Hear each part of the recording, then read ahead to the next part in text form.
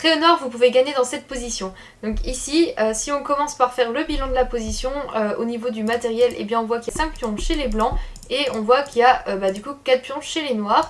On voit en termes de pièces du coup que là on a 2 pièces, donc c'est égalité de pièces, et 2 tours, 2 tours, 2 dames, donc égalité de pièces pour ça. On voit que les noirs ils viennent de faire un échec, donc du coup ça a forcé les blancs à aller en H1.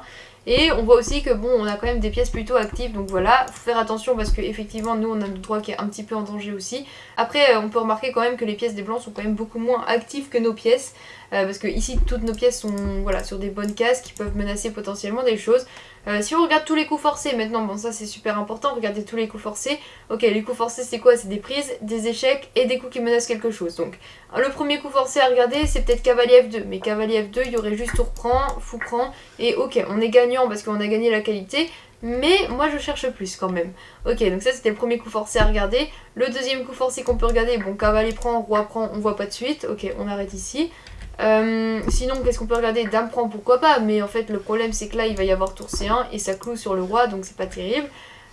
Ok, autre chose, peut-être... Ok, il en reste plus beaucoup, hein. Ok, bah, du coup on peut regarder Dame prend C3 parce que Dame prend C3 c'est ça la tactique. Ici c'est vrai qu'il restait plus beaucoup de prises, il n'y avait pas non plus beaucoup d'échecs à part cavalier F2, en fait il n'y en avait pas du tout même. Donc ok, le dernier coup forcé à regarder c'est Dame prend F3, on se dit ok puis on prend, on s'arrête là parce que bah on a donné une dame, mais en fait fallait pas s'arrêter là parce que ici on a un magnifique coup qui est cavalier F2, on voit toute la puissance de la tour sur la colonne G, le cavalier qui met en échec le roi, et ce n'est pas qu'un simple échec parce que ici c'est un échec et mat, donc voilà.